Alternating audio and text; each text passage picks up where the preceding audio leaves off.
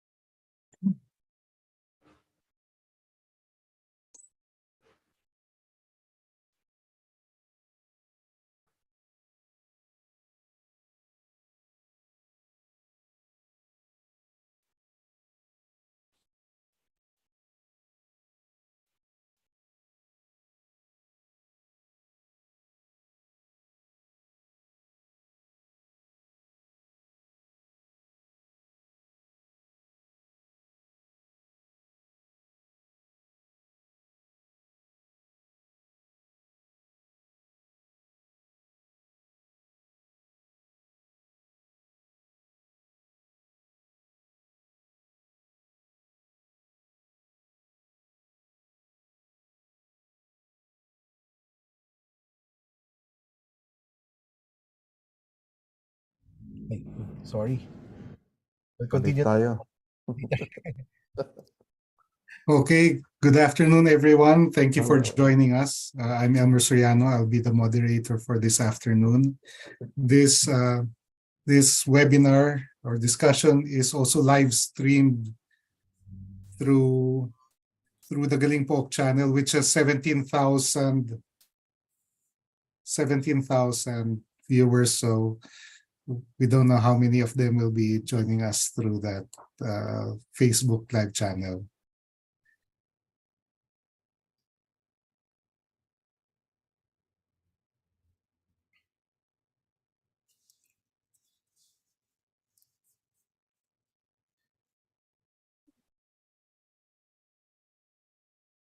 Right. So for this afternoon, we have three speakers, and we will be having a discussion after their initial inputs. No,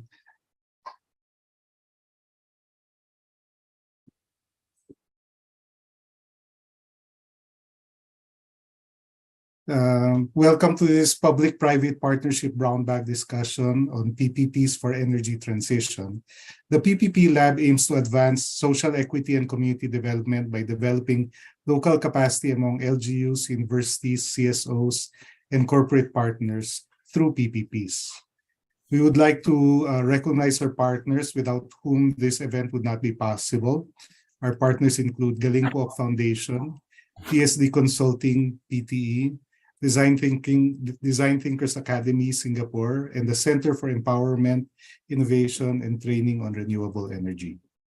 In today's discussion, we will have a better understanding of how Philippine LGUs can navigate the different considerations if they want to advance the energy transition in their LGUs, starting with LGU-driven and possibly LGU-owned renewable energy systems. We hope we have a productive conversation this afternoon, and we're really happy that we have our speakers for today.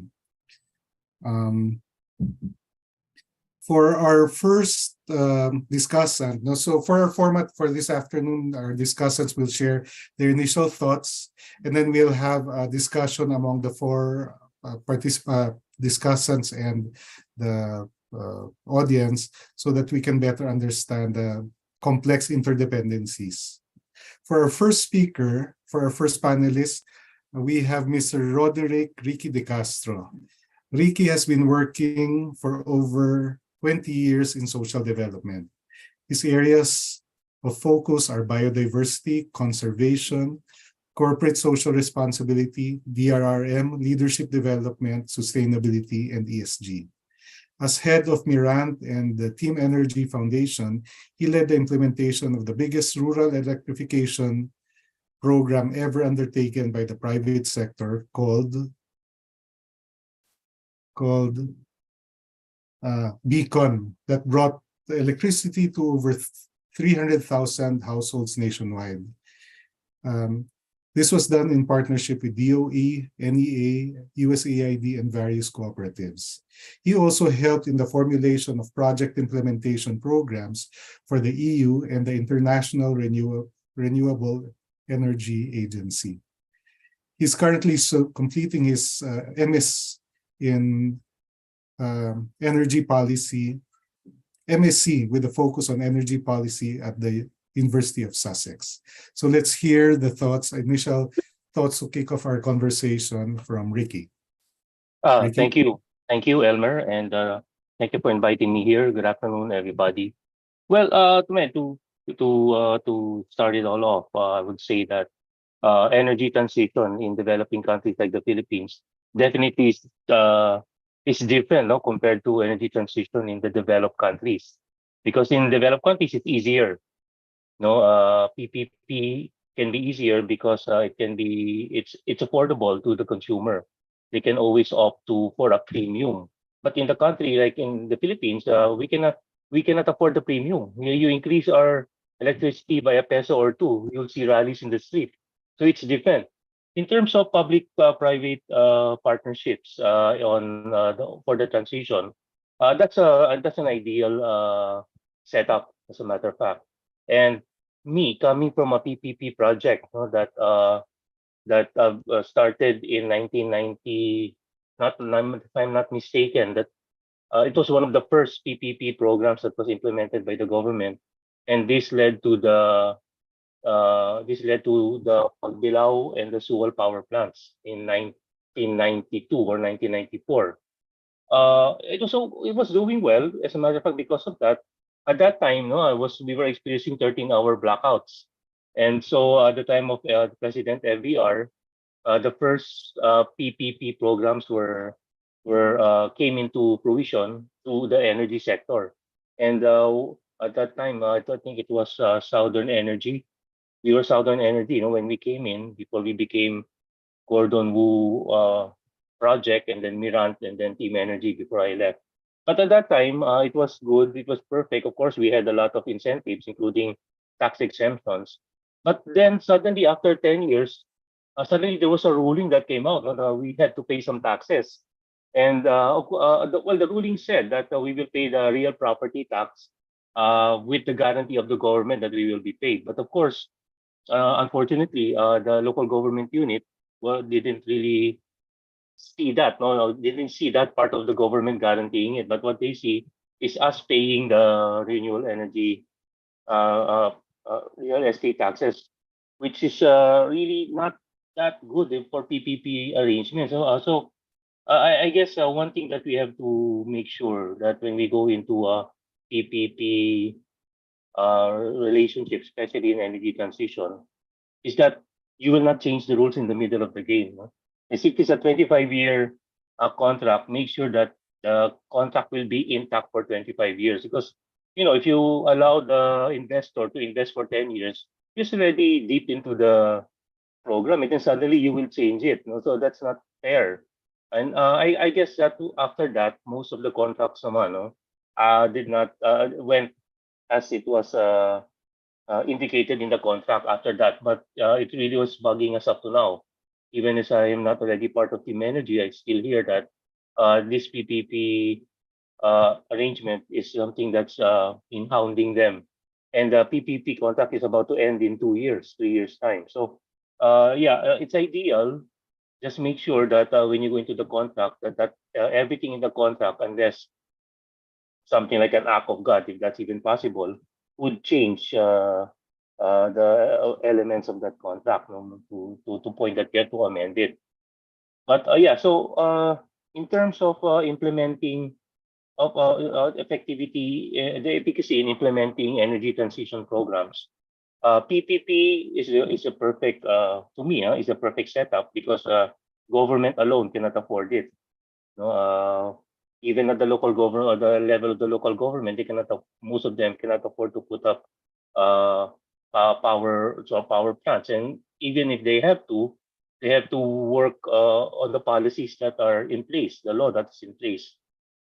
They said that the current EPIDA law is not there is not lacks some uh, laws, no, that would affect uh, an, a system, no, that would make electricity affordable to and access to electricity would even be easier. But uh, my former boss, no, the late Federico Puno, said that the imperial law hasn't been implemented 100%. So we don't know really if it's lacking, or maybe it's just a matter of implementing all that's indicated in the law. Like, for example, open access up to now hasn't been really fully implemented. Although we already have the bill that allows us to choose our source of electricity, it's not that, it still lacks the space for us to be fully creative, leading to cost savings. So, there are a lot of improvements, but I would also say that at a national level is going to be difficult.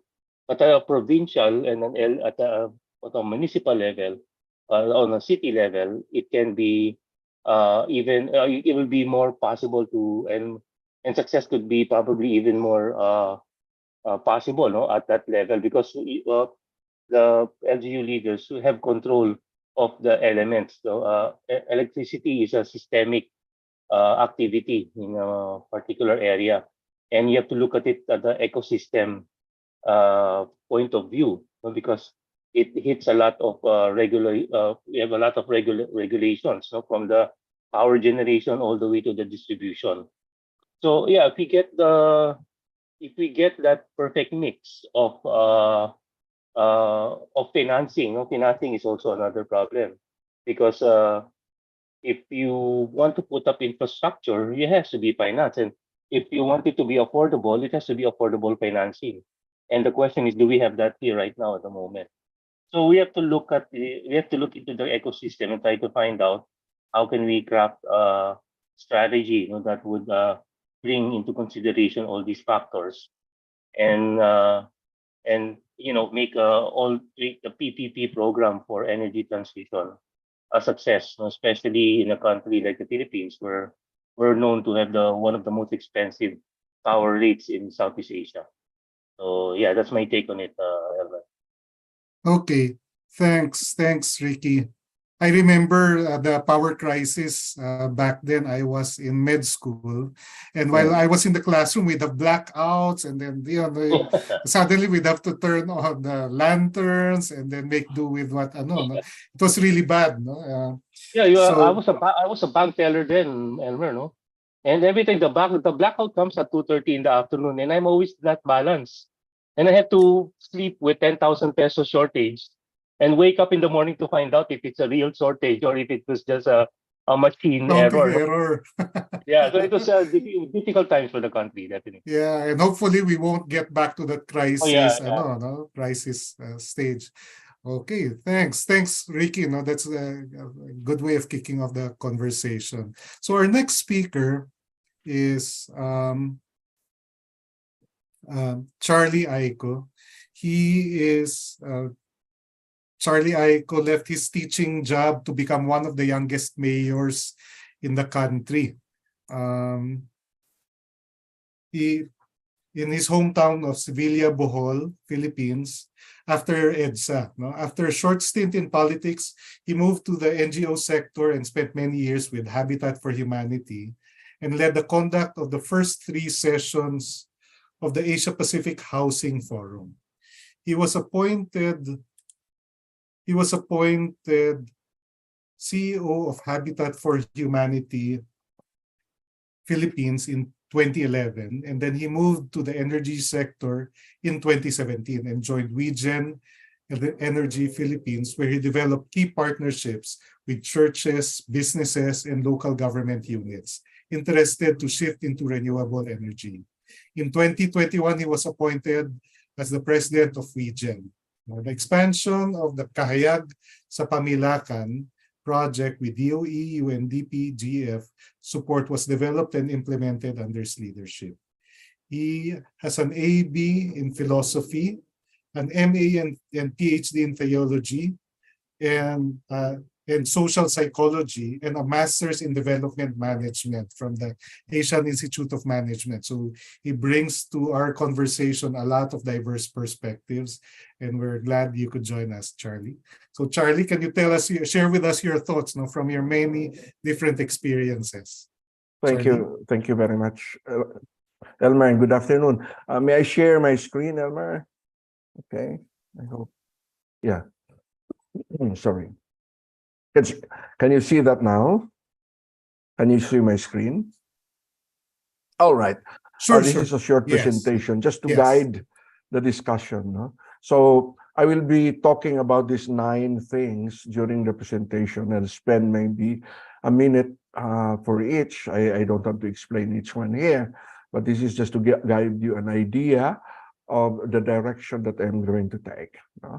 So just to step back, whenever we talk about energy, about power, there are originally three major concerns: availability, reliability, and affordability. And in fact, the reason why we had IPIRA was we had, as mentioned earlier by Ricky, until now, we are still the most expensive, okay, or second most expensive. So they were looking at, okay, it's no longer affordable. And then very recently, because of concerns of climate change and the environment, we added sustainability. Just below that, I just show you one case, like it's case of Mindoro. It's amazing because the first one reported by the Philippine News Agency was actually in August 3rd, 2021. When they said government agencies to look into Mindoro power crisis, according to the palace. A year after, July 5, 2022, they were still talking about probe-eyed on Occidental Mindoro power crisis. By the way, if you look at April 21, 2023, Oriental Mindoro appeals for government Marcos action to power crisis. If you check it until now, that power problem has not been solved. Okay, so we have a problem, and because I think many of our audience here comes from the LGUs, I would just want to point out that whenever we have a power problem in our locality, I think the knee-jerk reaction for many of our local government leaders is to look at the national government and ask the national government to solve that problem for us. I'll leave that as a question, whether that is the best course of action to take, and then I can discuss it later. Now, why do we need to transition to renewable energy? I think that was the reasons before, but there is a new dimension, and it is a question of energy security. We thought before that we can easily import coal and oil until that assumption was destroyed when there was war in Ukraine. And with the instability in the world right now, that issue about energy security is a major one for the country, especially that right now, I think only 22% of our energy mix comes from renewable energy. The rest of that comes from imported fuel. And so we are at risk. If we cannot import, we are done. Now, this is the Philippine Energy Plan 2020 to 2040. What I would like to highlight there is from 2020 to 2030, okay, from 15.2 gigawatts, it's now 29. It's projected to, our demand is projected to reach 29.1 gigawatts, practically double in 10 years. And then from 2030 to 2040, it's almost double, from 30 to 54.6. So we double practically every year. Now, the target of the plan is by 2030, our energy mix would increase to 35%, and then 50% by 2040. Now, what does it mean? If you get 35% RE share by 2030 and convert that, that is equivalent to around 10,195 megawatts. Okay? And then if we assume 55 billion or $1 million per megawatt, that is an investment worth 561 billion. If solar is equal to $1 million per megawatt. I'll move to 2040, and it is 50% share of a projected demand of by the time in 2040, 53.6, then we are talking of 25,327 megawatts. And if you multiply that again by $1 million, 55 million pesos, we are talking about investment of 1.4 trillion. Now, question. Excuse me. If you are an LGU, if you are a governor, if you are a mayor, okay, you are a city mayor, and you look at these numbers, how do you position yourself? Do you look at it as an opportunity for the LGU or not? Okay, now remember, that's huge money. I'm just talking here of maybe 2 trillion worth of investments in a matter of, what, 20 years or even less. Okay, now, so first, before we go to the response, just very basic, and I think this everybody is very familiar with it, but I just want to emphasize something. This is the traditional electricity industry structure, which is one way from generation, transmission, generation. Whenever we talk about electricity in the country, we are always looking at that. And it is highly centralized. It is biased for large generating power plants. And most of the time, power generation is very location specific. Either because, let's say, if you talk about hydro, okay, you need to be in Angat because, okay, the source of hydroelectric happens to be in Angat. You cannot bring that to, okay, Manila. If you talk about geothermal, for example, it has to be in Tiwi. You cannot move that because there is a specific location. The same with coal. While theoretically you can move the coal plants, but in terms of economics and other social concerns, you have to put the coal plant away from population centers and make it accessible also to the delivery of coal, imported coal, so there's access to the sea. So many of the decisions with regards to electricity development were actually influenced by the location or the source of energy. But this thing is being challenged now. And it is challenged because of technology. No? I'll just show you this picture. This is the picture of my municipality. Unfortunately, when I was the mayor, I tried to ask if I can develop that our hydroelectric resource into a power plant. I was not allowed by then because at that time, the local government code was not yet approved. And then I was still a mayor. Actually, in 1992, I ended my term. And then the local government code was approved. It was already my vice mayor who was able to implement that. Okay, so there was a joint venture between our municipality, which owns 25% of that 3 megawatt plant, and then the Bohol Electric Cooperative one owns 75%. But if you ask ourselves, okay, out of the 47 municipalities of Bohol, there are only 3 municipalities which have hydros. Why is that? Because it depends on whether you have the river and you have the the necessary source that you can develop. All of that changed because of technology. Because right now, if you look at how technology is doing, for the first time in human history, you can put a small power plant on the roof of your own house, which was not available before. Unlike hydro or even wind, where you have to get a survey of where you have a very good wind, the sun is available everywhere. And so from a very highly centralized way in which energy is generated and distributed, the industry now, because of technology, whether they like it or not, is moving into a distributed energy resources. This is the best analogy that we can think of in relation that we can compare is what happened in the communications industry. So before, we only focused on mass media, and then all of a sudden came social media, where everybody became a source. That is what happened. So before, there was only the big news outfits will be the source of the news. Now everybody could be a source of the news. And that is driven by technology. And that change in the electricity industry is actually driven by technology. So the sun is an energy resource available to all.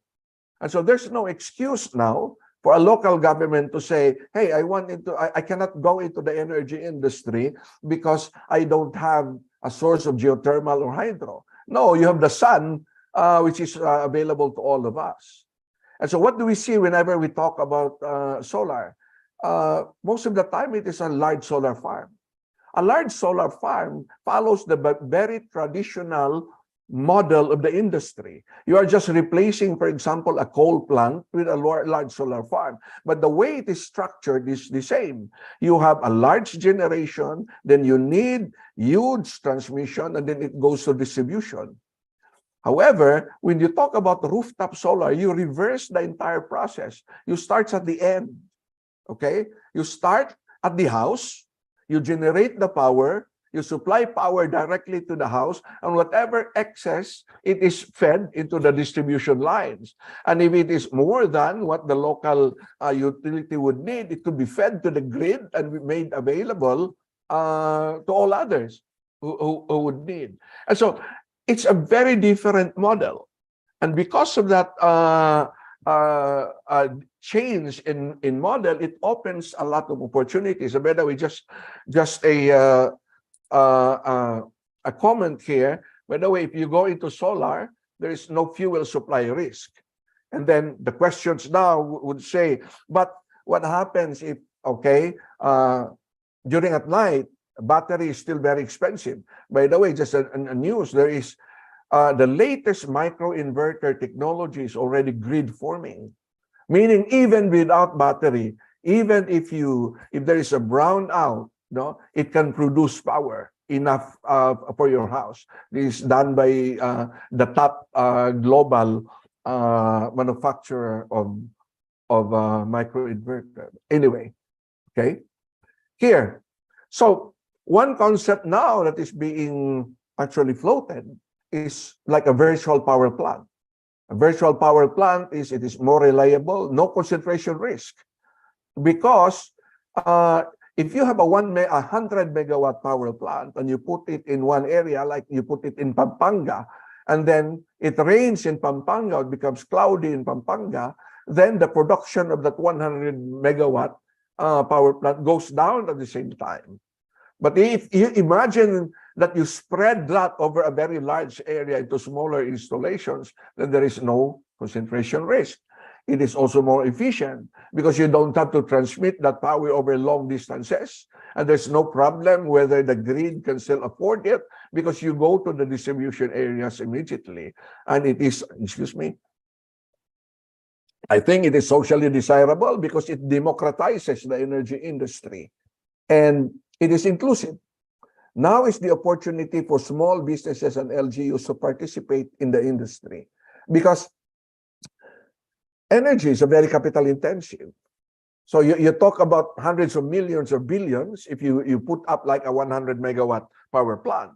But if I look at a virtual power plant, actually I can put a 5 kilowatt power plant on my rooftop it's the same. Okay, it is just a miniature, very, very small system compared to 100 megawatts, but it provides the same power.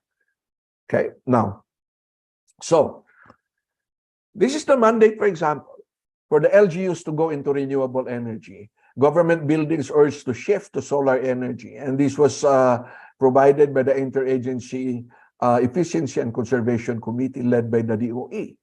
And all government building, government agencies, including government-owned and controlled corporations, state universities, and colleges, and local government units are encouraged to tap solar energy. And they're given 3 years, by the way, to do it, at least 20% of their power consumption. Okay, but if you look at it, if you understand into it, what is the mindset behind it? It still looks at government buildings or local government units as simple consumers of electricity. But I would like to go beyond that and look at the opportunity. So, for me, what is the strategic positioning of LGUs in the energy industry? There are 3 positioning that I can think of. One is an LGU, a mayor or a governor, a city mayor or a governor, they would say, okay, I am an LGU, I am a political entity, I am just a consumer of renewable energy.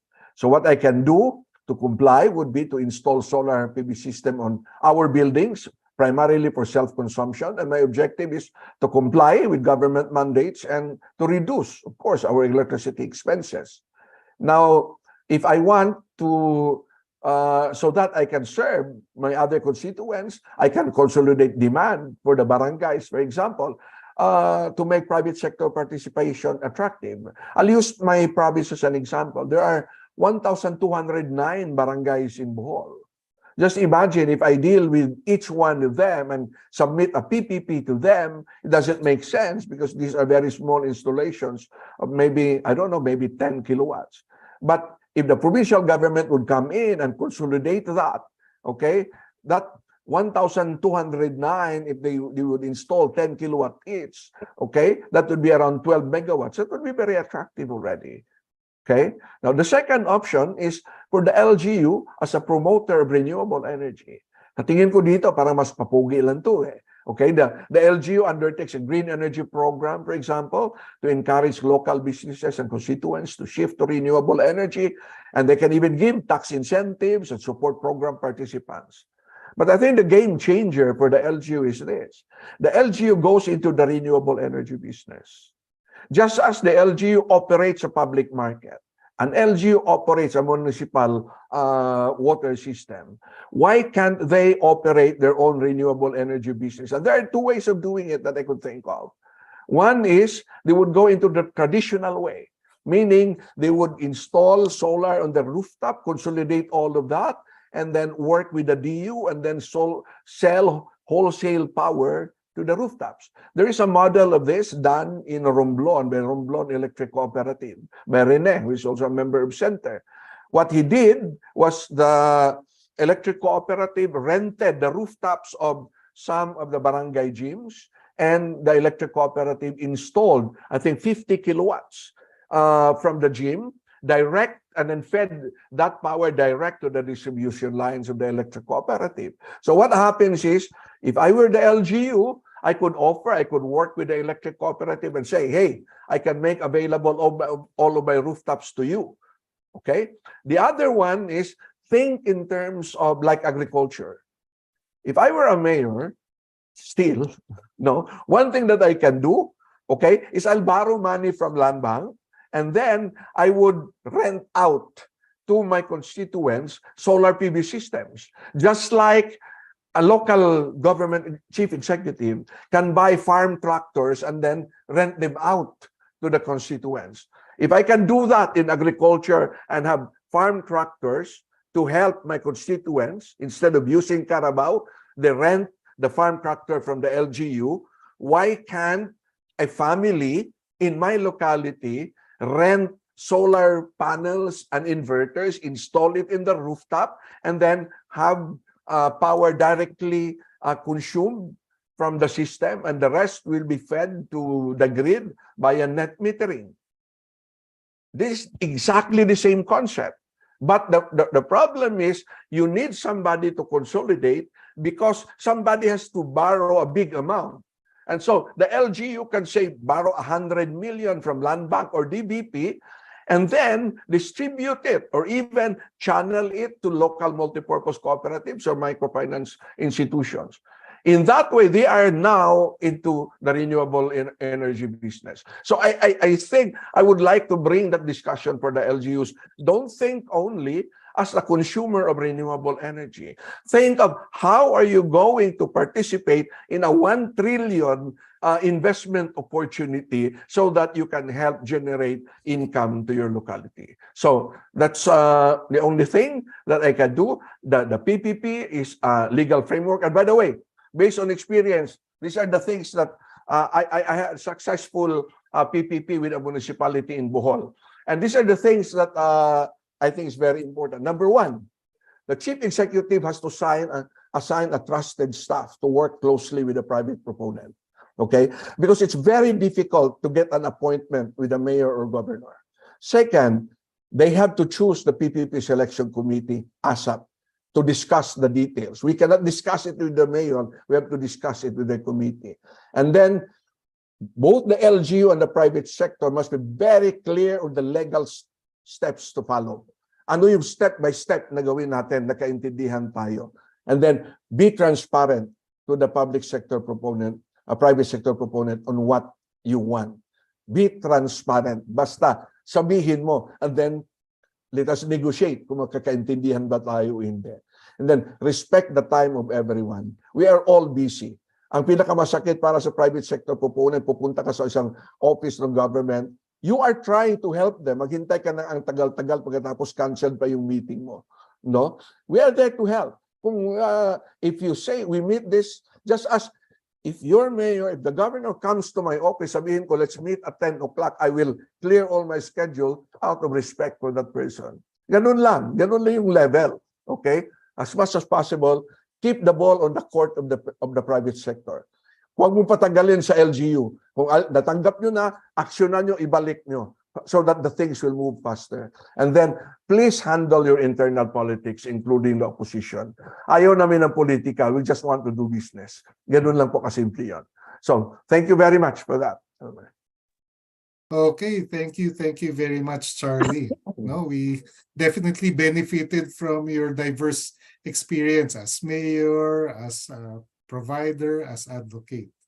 No, tama-tama. No, you mentioned about PPP. Our next panelist is an expert in PPP. In fact, they won the Galing Pook a few years back. No, si Benji ko has been working with the Bataan Local Economic Development and Investment Promotion Division under the Bataan PPP and Investment Center. No?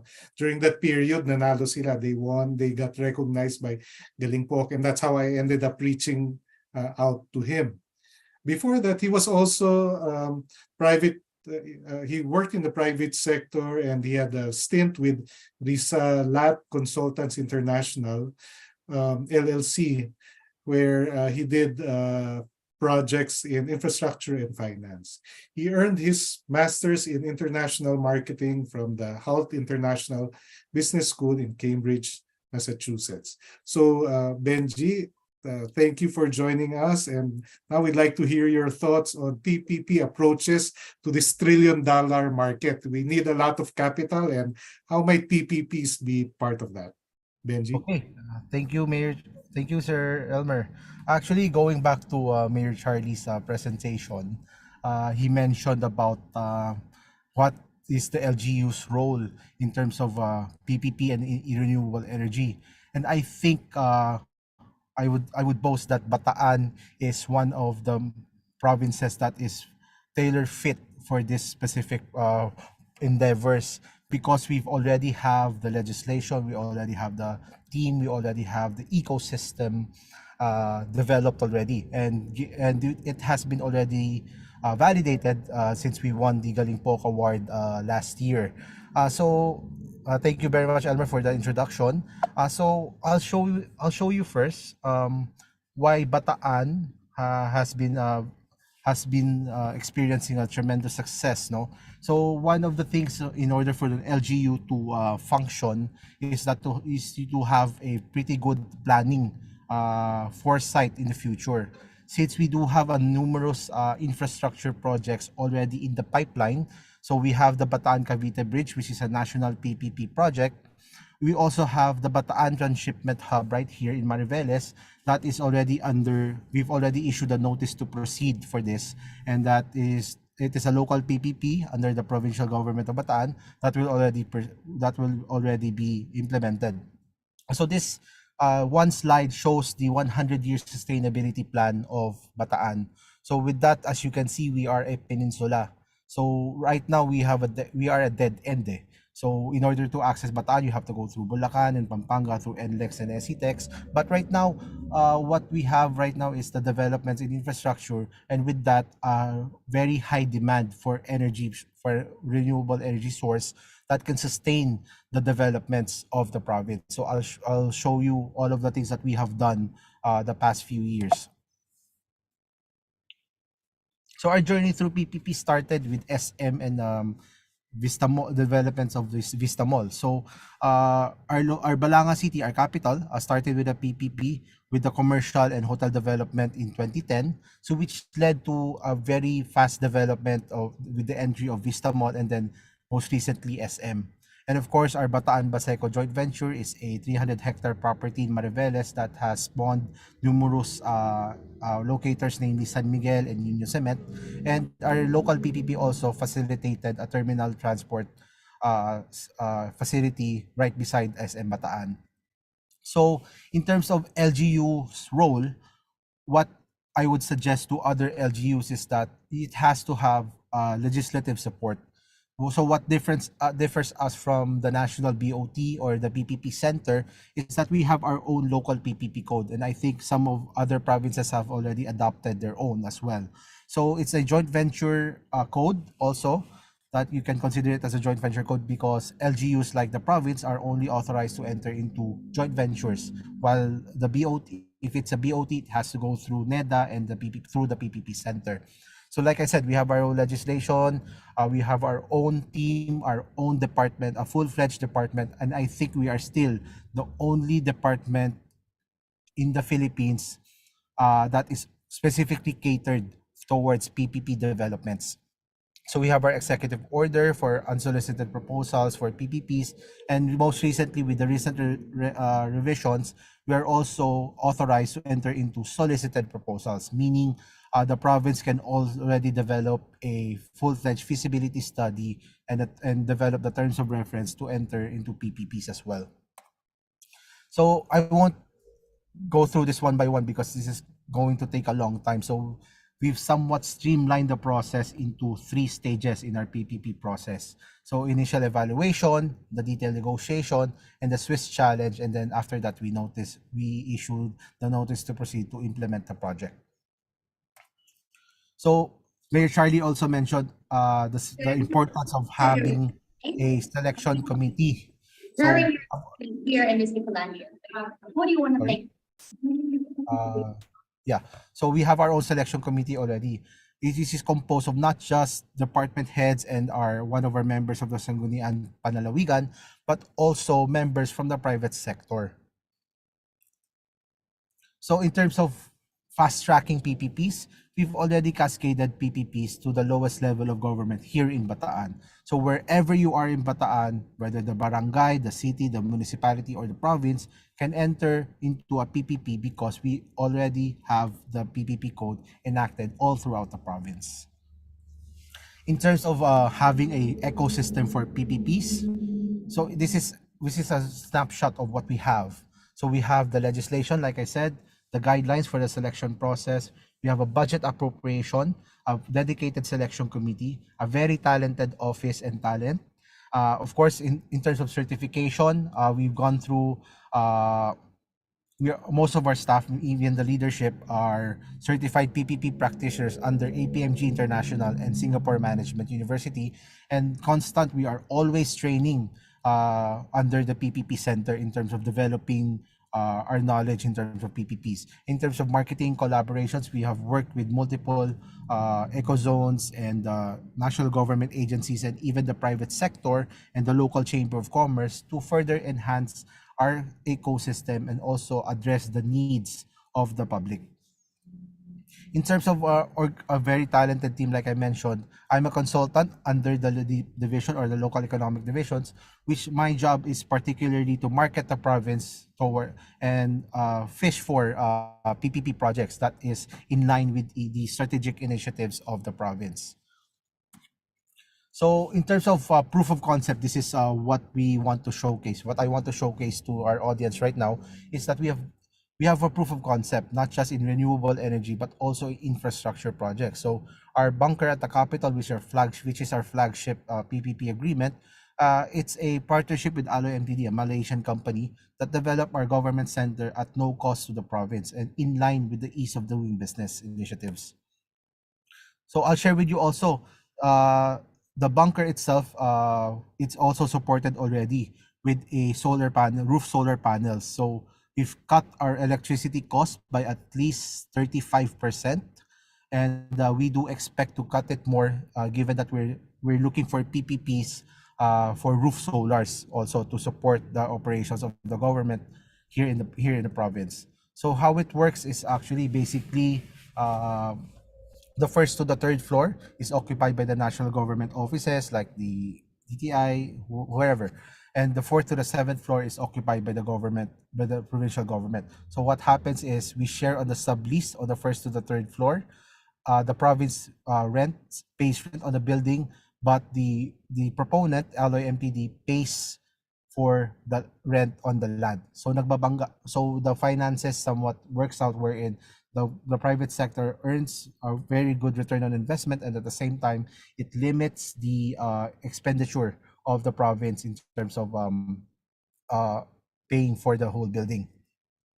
And that bunker itself spawned into that was just phase one of the agreement. So it's a whole capital development all throughout the so that we have a full-fledged township in the capital. So it's a hotel commercial area in the front, office buildings at the side, and residential mid-rise, high-rise buildings at the back. And of course, in terms of MICE tourism, we have a convention center as well that is already going under construction. So going back to this, the purpose of this webinar, PPPs is has somewhat empowered the province to pursue projects that addresses the immediate needs of the province. And with the bunker success, it germinated towards multiple PPP projects already in multiple fields, not just renewable energy. So we have a ferry system now that connects us from SM Mall of Asia.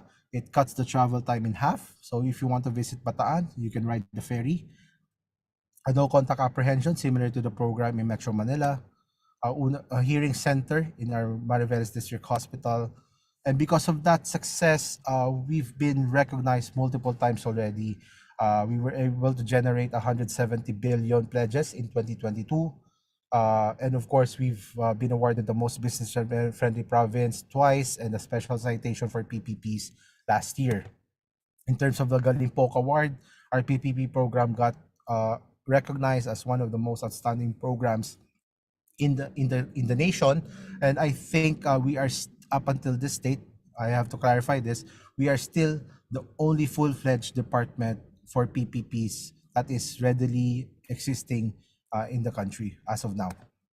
In terms of the impacts of PPPs in Bataan, because of this, the annual budget rose to 247%, and in the capital itself, registered business has risen also, and even taxes collected in collectively has risen tremendously. In terms of PPPs in Bataan, these numbers were the result of the identification of projects, preparation, and presentation of comprehensive feasibility studies highlighting attractive investment opportunities. So it's not just marketing the province itself, is to be prepared or have careful planning. It has to be a full-fledged coordination between all departments within the province in order to identify specific projects.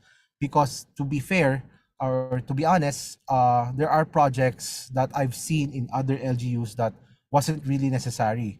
To Mayor Charlie's point, sometimes papogi lang yon. But in our case, we were very careful with the specific projects and what we have identified, and also we do a lot of screening, due diligence on the potential partners that we get for PPPs. In terms of 2023, this is a proof of concept already of what we've done. So 8 of letter of intent, which means that they've already signified their interest in investing in renewable energy. We already have 8, and out of those 8, we've already processed 6 of them. So there is a significant rise in interested businesses entering into renewable energy and partnering with the government already. So in terms of PPP, it's a efficiency in program service delivery and transferability. We actually encourage this to be copied by other LGUs. The reason why we actually encourage quote unquote cheating, we want to encourage other LGUs to pursue a PPP program. And case in point, I think one of the sisterhood agreements that we have with General Santos City, most recently, they've already opened a division under their Economic Development Office, a PPP unit dedicated strictly towards PPPs. And that was a result of our partnership and the Galing Pook Award that we have. So it is something that we're proud of, and it is something that we want other LGUs to replicate. So again, thank you, Elmer, for inviting me to speak on this webinar, and I thank you very much, and I hope to have a very fruitful discussion later on. Thank you. NG. So now that we have a better understanding that LGUs can pull off these sophisticated arrangements, we'll have our panelists to talk about financing from other sources. No? So our fourth panelist is Aldrin T. He is principal partner at TSD Consulting in Singapore, so he's joining us from Singapore. He's a design thinking advocate. He does venture building, industry transformation, and works a lot with technologies. He's a social innovation entrepreneur with experiences working with MNCs, NGOs, universities, and government agencies in the Asia-Pacific region. He serves in a variety of leadership and advisory roles with communities, organizations, startups, and social enterprises. And he was in the first batch of Apple professional consultants in the education sector for APAC, and a co-founder in the Singapore Google Educators Group. So thanks for joining us, Aldrin. Aldrin?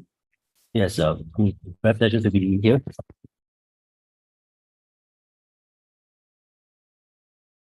So I come from a slightly different background, that's from education, because I think that the world has transitioned so much. Many partnerships that are being formed right now are very much non-traditional. So I'm going to share some examples of how some funding has been made in the energy sector, and how some of these sectors are no longer just related to energy generation or energy transmission or what have you. Sometimes it's not even energy related. So for example, Singapore is a very small country. We do not have any natural resources. Where do we get our power from?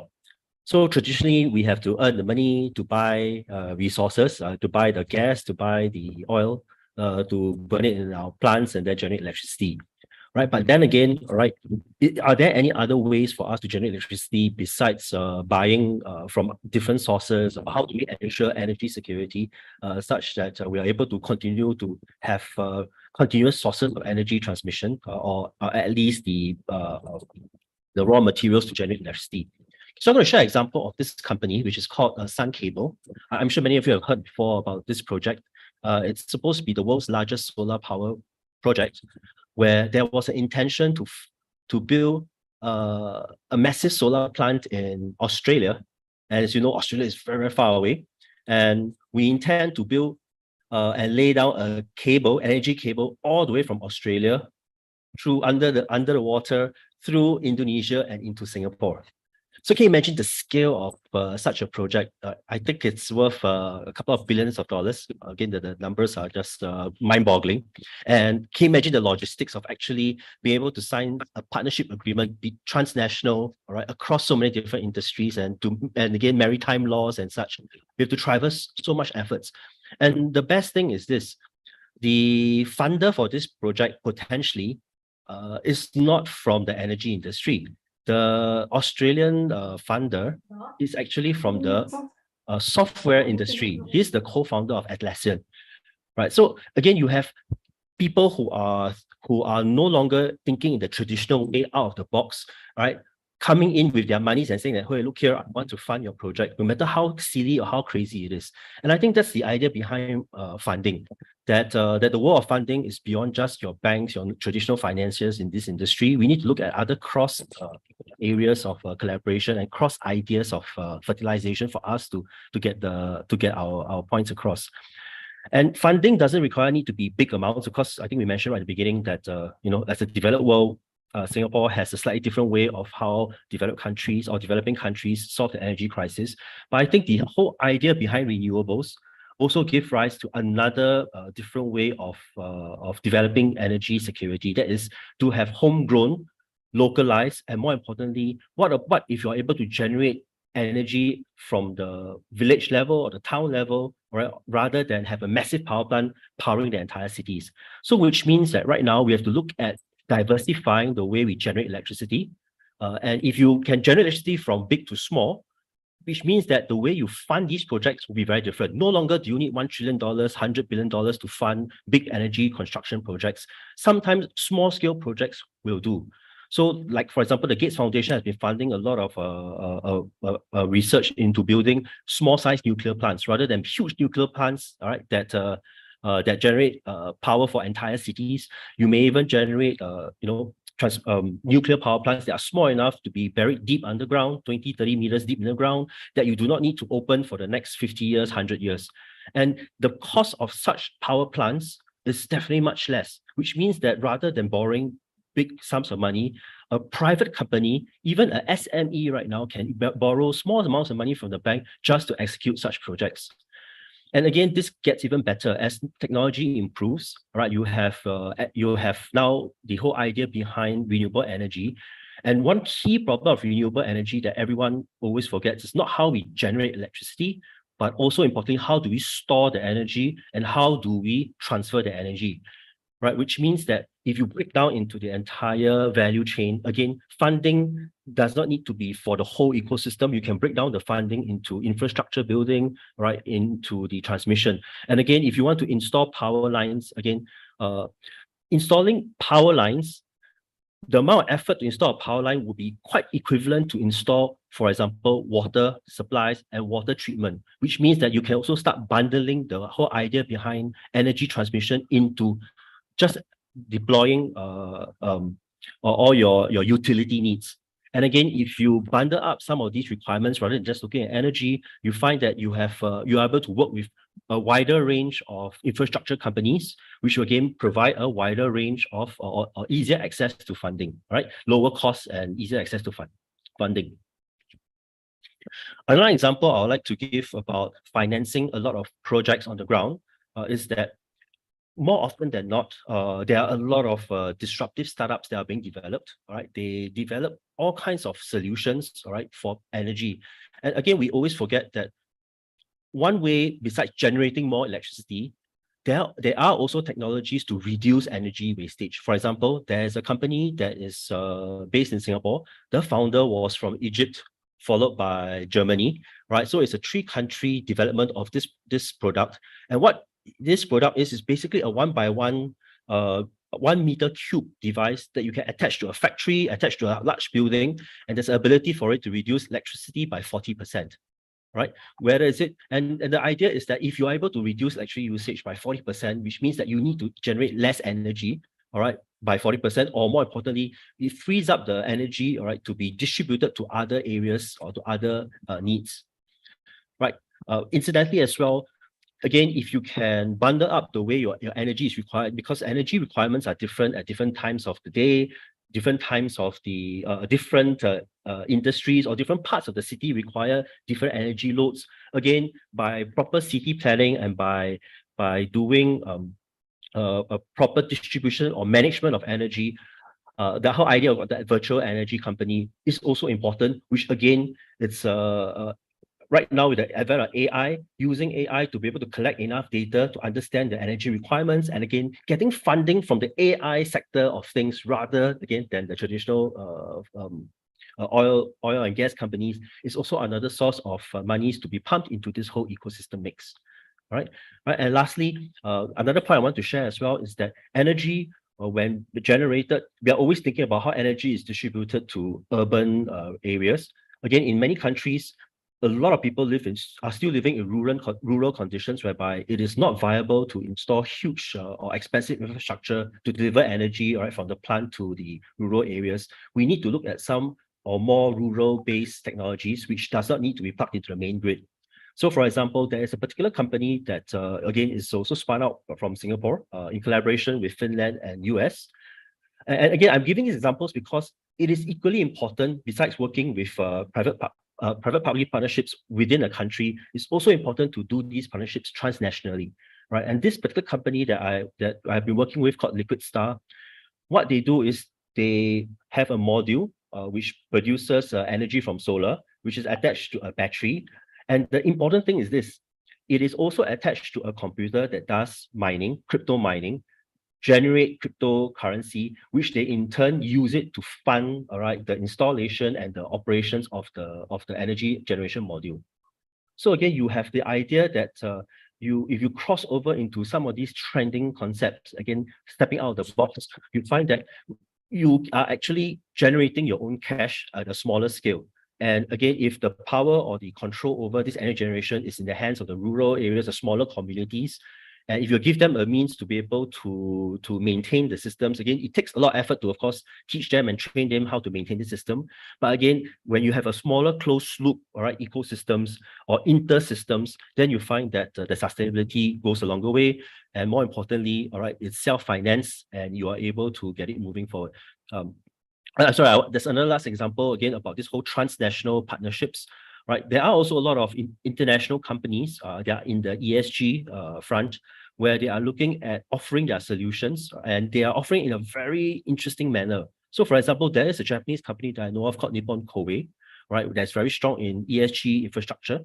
And one of the things that they're offering is to offer any city or any small town that wishes to build energy infrastructure like laying cables, and they're willing to pay for the entire installation free, right? In exchange for the rights to maintain the systems over the course of 5-7 years, which sometimes to me, rather than taking cash, what if you take available resources or support in exchange for the rights to provide them for them to run it, which is also a win-win in that sense because they will also train the locals to eventually run and maintain the systems. They just need to run the systems to recover their costs for 5 to 7 years. So again, money buys solutions, but what if you can get a solution through barter trade and through exchange on services and exchange of ideas, right? So this is what my sharing is, to basically broaden the scope of how we want to manage energy and see money as an enabler rather than the end in itself, right?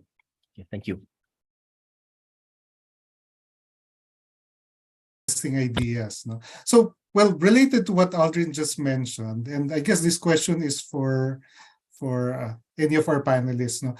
So, Charlie, you mentioned that the consolidated power opportunity to shift to RE in, say, Bohol, in one province, would amount to maybe 500 million pesos or so if it were distributed, and there's a need for financing. And from the PPP perspective, like Benji mentioned, in ways so far, the PPP practice has to be to create a strong environment within the province and then wait for investors to approach you. No, but is it possible for, say, 1 or 2 governors to figure out its portfolio of PPP opportunities and then fly over to, say, Singapore so that it can mix with people who are looking for opportunities like this, and then they're talking with the governor, and maybe their potential investors are not primarily interested in energy, but interested in tourism, and at least the governor's there already. But Charlie, how, and maybe Benji, no, parang, how might that happen where the LGU, the province, or maybe a big city can sort of aggregate its portfolio of potential PPP investments and then start going to to Dubai or to Singapore, where there are a lot of investors, just so that they can be able to actively match. Is that feasible, or does that make sense? Maybe if I have to respond to that, well, I wasn't thinking of the huge, sources of funds. Actually, there's a lot of funds available to LGUs from both Land Bank of the Philippines and DBP. Domestic sources. Yeah, domestic. The thing is, I think the gap is we need to educate the LGUs to look at renewable energy, not only for the LGUs as the consumer, but to look at it as a potential economic enterprise for the LGUs. In my experience as a mayor, whenever there's no water in my municipality, the people would always complain to the mayor because the municipal water work was owned by the municipality. But if there's no power, well, we all point to the electric cooperative. Okay, so in other words, it's like we wash our hands. But the thing is, as mentioned by Alden earlier, the world has changed, and the business model is about energy can be miniaturized. In fact, our dream is to convert the solar panels on the rooftop of houses of ordinary people into what we call the new Carabao. In other words, these solar panels can be a source of passive income to the people. No, I made a calculation before. When I was with Habitat, I was into housing. Our problem was many people cannot afford to pay for the house. And then when we asked them, how much can you afford? They said, we can afford maybe 1,000 to 2,000 maximum a month. The problem is, if we borrow from the government like Pag-ibig, okay, a decent house, you need to pay around 3,000 to 4,000 pesos a month. So there's a gap. And their income is already just barely enough to meet their basic necessities. If you add to that the cost of paying for the house, they cannot afford that anymore. So we thought, okay, if I have 30 square meters on my rooftop, and then I can put, okay, by the way, the average area for one panel is just 2 square meters. Okay, even if I put 10 panels there, and then with 500 watts per panel, that's 5 kilowatts. Okay, that 5 kilowatts will give you around 20 kilowatt hours a day. The commercial price of that for the electric cooperative is at least 300 pesos. Because in many areas, it's already 15 pesos per kilowatt hour. In Metro Manila, we are a little over 10 pesos. But just imagine that 20 kilowatt hours will give you a passive income of between 200 to 300 pesos a day, okay? Which is 6,000 a month, which is more than enough for them to pay for the house. The whole question is, where will they get, okay, the capital to put up that solar panel? And I think that is what you can subsidize. And what does it solve? What does it solve? Imagine this. There are maybe 20 to 25 million Filipino households, right? Okay, I'll just use 20 million. Okay, you remove just 1 million. If 1 million houses will install 5 kilowatts per house, that is 5 gigawatts. That's 5 gigawatts which will not be fed into the main transmission lines, so that it will not add congestion to the transmission lines. If it is right there, produced in your house, your system's loss will be practically nothing because it is there. It doesn't add to the grid. And then you benefit all of that. So this is now from massive power plants that we are thinking of. I think the way we should move is to go into miniature, mini grids, community solar, household solar. That's the way to go. And by the way, okay, big traditional electric players don't like that because they are not used to that. They're used to like what? Building 500 megawatt solar farm. They like that. But if you tell them, okay, can you spread that 500 megawatts into maybe 100,000 rooftop installations? They don't know how to do that. This is where small players would benefit. This is where LGUs can play a lot. Okay, so this is where I would like to push. Okay, now how many municipalities are there in the Philippines? There are 1,000, I think 200 something. How many barangays are there? There are 45,000 barangays. Okay, let us just say that each barangay will allot 1 hectare, okay, of rooftop from all their constituents. Okay, that is 1 megawatt. Okay, that's 45,000 megawatts.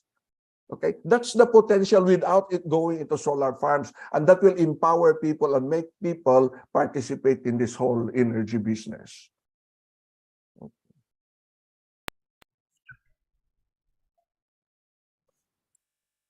Charlie, it looks like Bataan could be a fertile laboratory for this innovative PPP arrangements where the sun becomes the carabao that finances and creates value across different sectors. Now it's not just energy, but it's a housing subsidy or something, no? Actually, yeah, go Yes, ahead. go ahead. Yeah, go ahead. In Bataan, Mayor Charlie, and to the rest of the audience, Bataan has already pursued this endeavor already.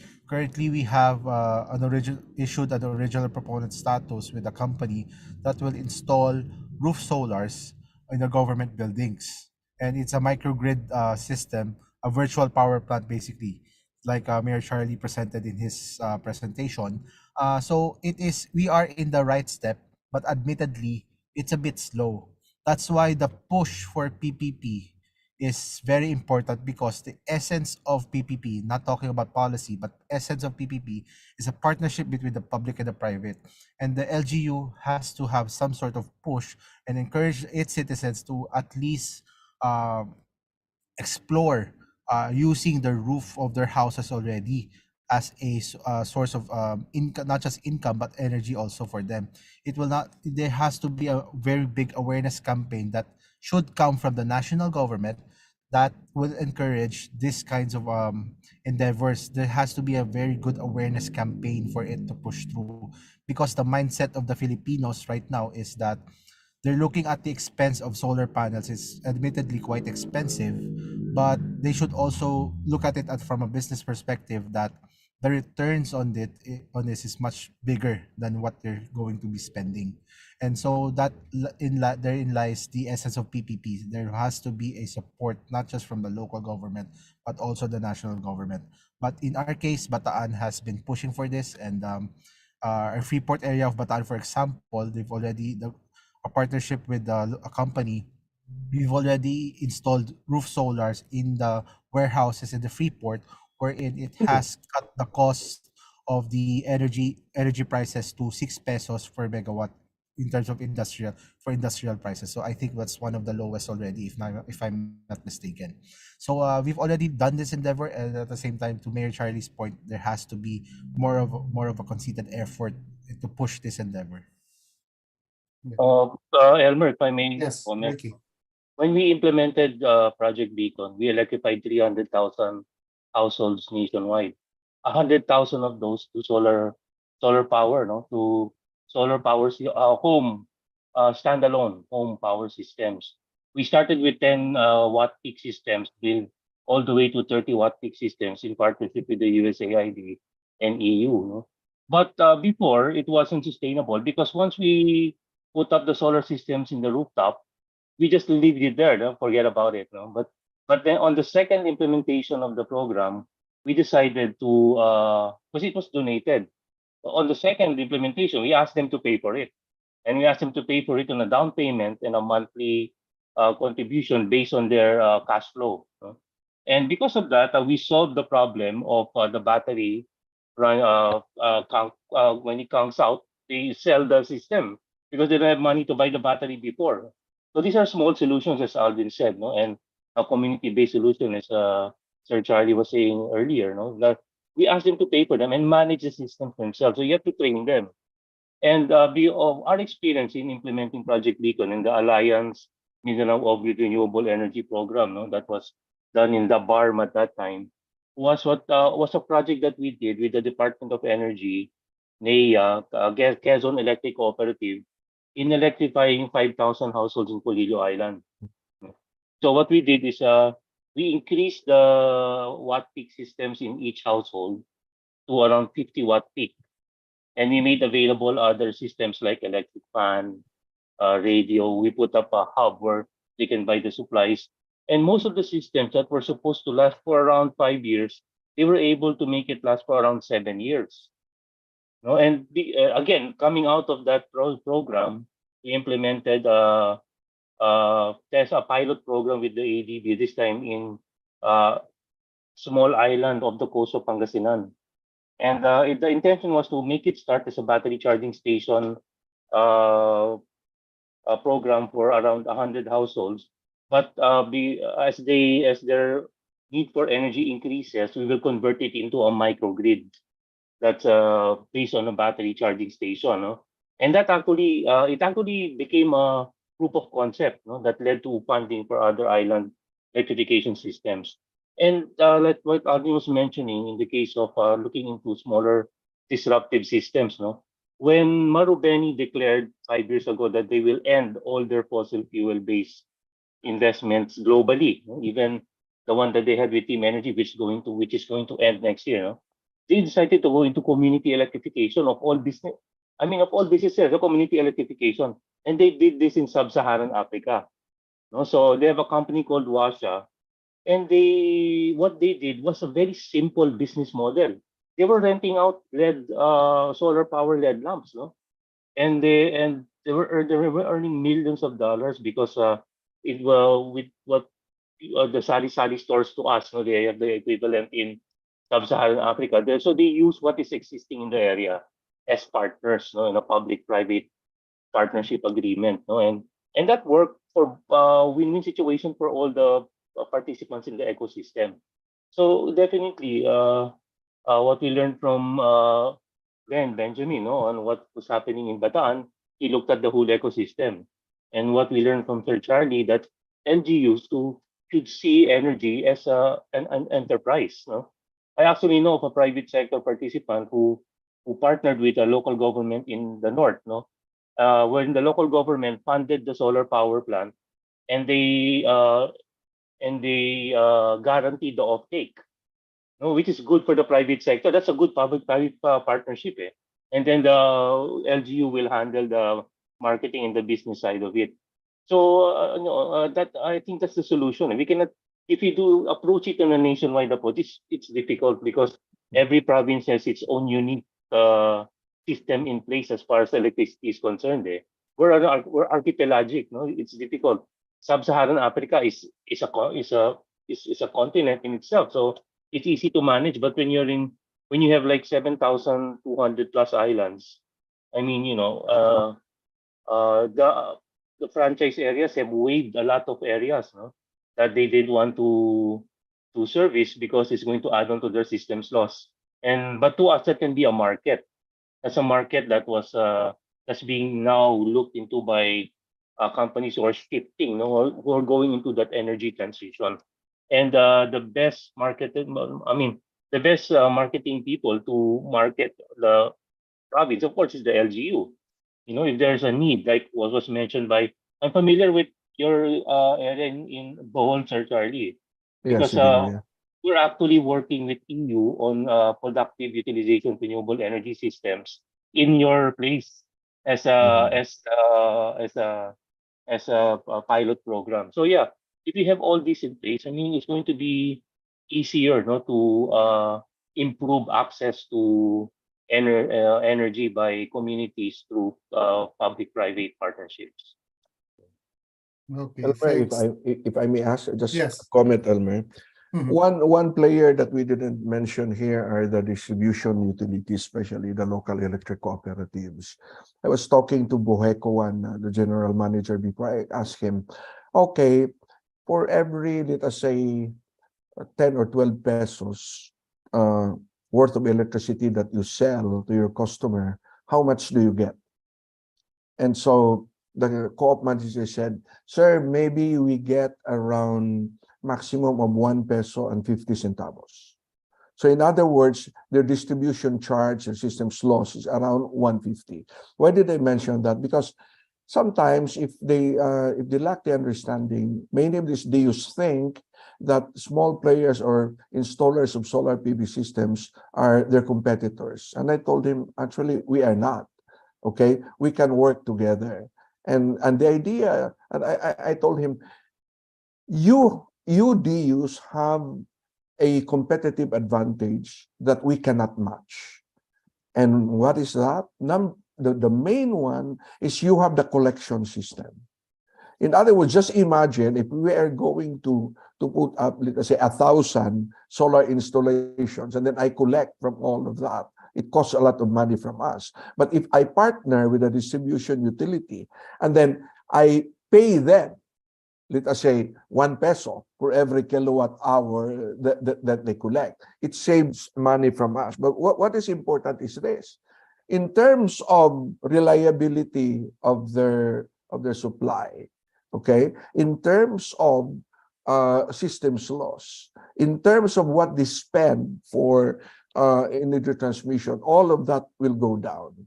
So I think one model that I'm trying to work really is I'll partner with a distribution utility, meaning for the customer, we will install without down payment on the customer. We will finance it, okay? We will maintain it.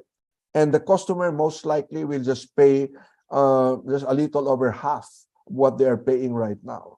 But the DU will not lose money because we can actually hire the DU to be our collection agents. And number two, because they have so many engineers, they will be the ones who will do the operations and maintenance. So it's a win-win for all. And then above all, I think in terms of the national situation, it will reduce the total demand from the national grid. That's the whole question. Our national grid becomes unstable because it can no longer absorb additional electricity, and then we have to spend billions of pesos for that.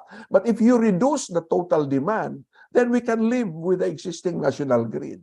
And so it saves a lot of money for the country as well. Thank you. Thanks for that, Charlie.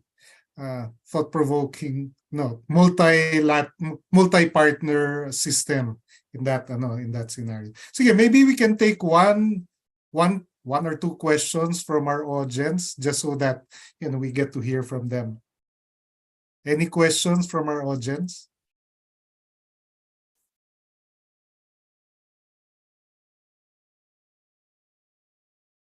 Yeah. Okay, sige.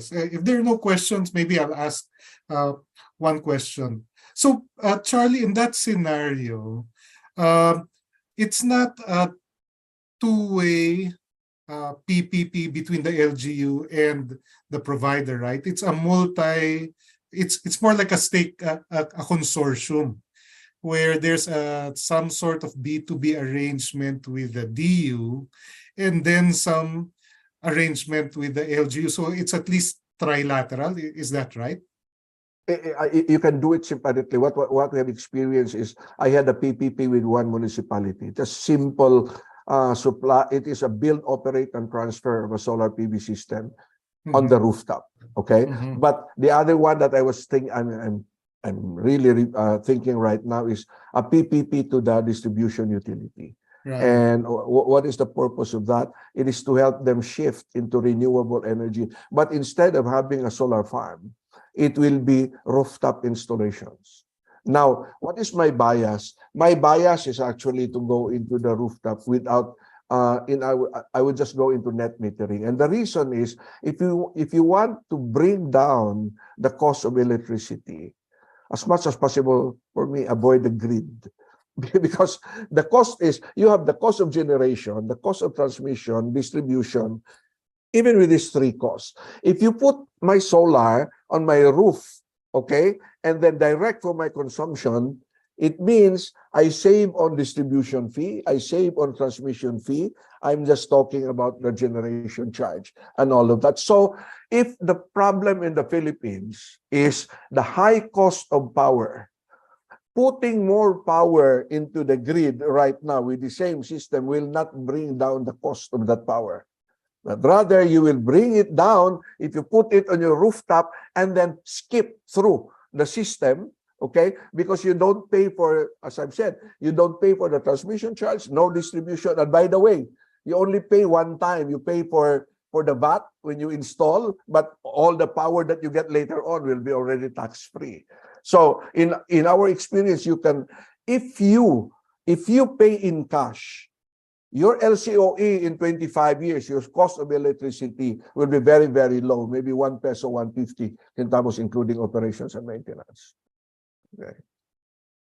Okay. Thank you. Thank you for that. It's 4:28, so maybe we can have last few words from each of our panelists. And maybe you can start with Aldrin, a few parting thoughts, having heard this discussion. I have an indecent proposal actually, rather than Okay. yeah. Sounds intriguing. Because I think for the LGUs, instead of spending money or subsidizing costs, what about investing the money and, like what Charlie said, earning the money back? So what if you invest into an accelerator and incubator, all right, to build local capabilities, local startups that have local solutions? Because whenever you import an external, another country's solution, let's say Tesla has a solar roof and a power wall. If you import it into the Philippines, a lot of money will go out of the country. But if you take that same concept, develop in-house IPs, reduce the cost 10 times because it's developed locally, you are jump-starting whole new industries that has a long-term 10, 20, 30-year viability, because energy will always be a big problem.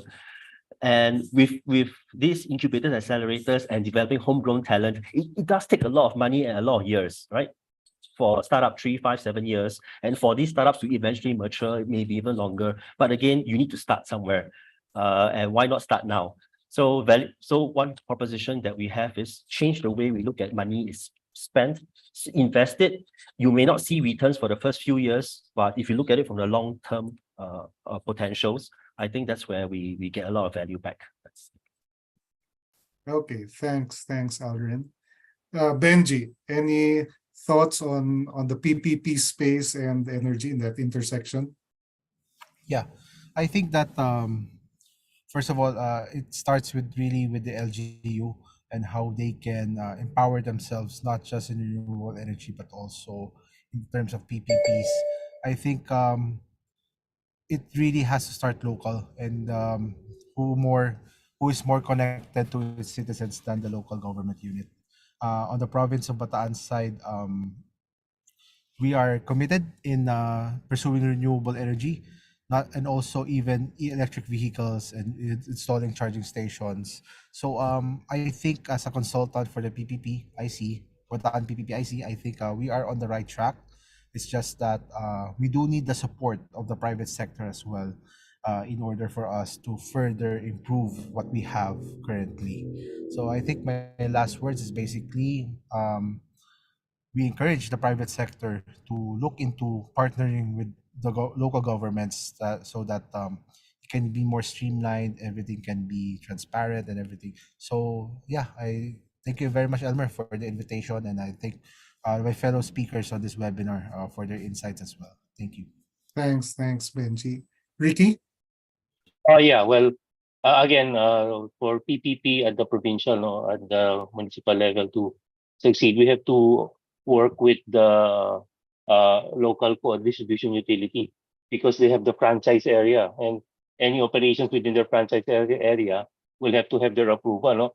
I don't want to see it as an obstacle, no, for us to be more creative, but if you really want to implement that bill wherein we can choose the option of where to source our electricity, we have to deal with that law, because many are starting to put up smart cities of their own, wherein the source of electricity will be a microgrid type coming from renewable energy and rooftop combined with battery storage. So if you want that to be successful, and I really agree with what Sir Charlie is saying, that unless we do it at a smaller scale, no, in a disruptive way, like Alvin is saying, we will not be able to bring down the cost of electricity. So I suggest we look into these policies. We do a policy review. So thank you. Thanks, Ricky. And last, Charlie. First, thank you very much, Elmer, for this invitation. I remember that old saying when we said that if you give man a fish, he eats for a day. If you teach him to fish, he eats for the lifetime. But we in the energy sector, in our company, we say we don't want to stop there. We want to revolutionize the fishing industry, meaning let's revolutionize the energy industry, democratize it, let people participate, and that's the only way we can solve this problem in this country and bring down the cost of electricity. So thank you very much for this opportunity, Elmer. Okay, thanks.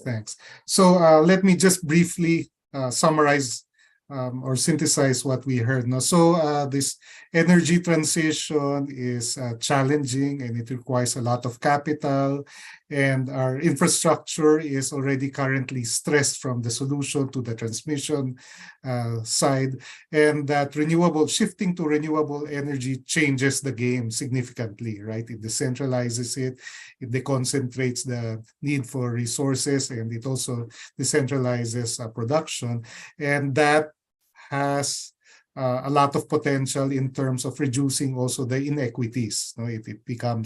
It's able to create value at the household level, and this may benefit hundreds of thousands of households. So it's really an interesting space, and we're inviting.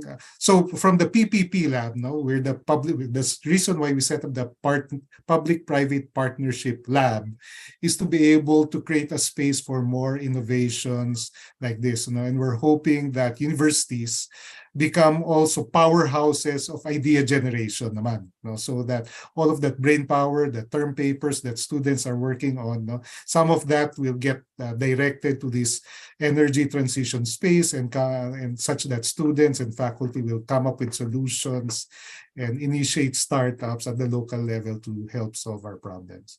So thank you very much to all of our panelists and our partners, Charlie, Ricky, Aldrin, and Benji. And thanks to our audience. Thanks to the Center and Galing Pook, DTA, and TSD for supporting this initiative. Thanks, everyone, and Thank you. till next Thank you. time. See you next time. Bye-bye.